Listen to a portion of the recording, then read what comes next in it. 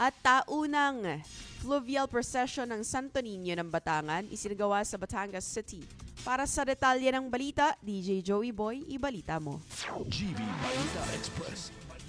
DJ Frankie, mga ka-vibes, bumahanga ng pananampalataya sa Kalumpang River kahapon, January 7, matapos dagsain ng libu-libong deboto ang taunang fluvial procession ng mahal na patrong Santo Niño ng Batangan. Ang nasabing aktibidad ay ang tradisyonal na hudyat na simula ng nobena para sa kapistahan nito sa darating na January 16. Personal na binuhati ng Mayor Marvy Marino at Congresswoman Beverly Dimacuha ang imahen mula sa Basilica of the Immaculate Conception patungong pantalan ng Barangay Santa Clara bago ito isakay sa isang pagoda kasama ang mga opisyal ng lungsod at kaparian. Sa gitna ng paglalayag, nagdasal ng Santo Rosario at umilingaw-ngaw ang panalangin dalit para sa Santo Niño.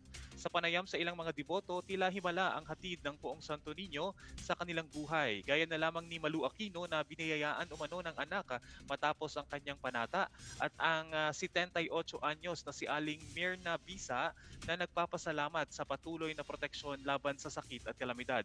Sinalubog naman ng masiglang sayaw mula sa mga mag-aaral ang pagdaong ng imahe sa tulay ng Kalumpang bago ito ipinresosyon sa kabayanan.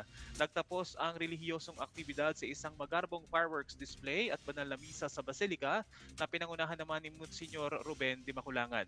Sa kabila ng dami ng tao, naging mapayapa at maayos ang daloy ng aktibidad na nagpapakita ng malalim na espiritualidad ng mga Batanggenyo.